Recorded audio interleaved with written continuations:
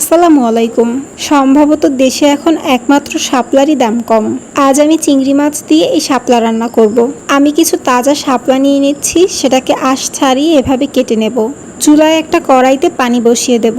এরপর পানি ফুটে উঠলে শাপলা দিয়ে দেব।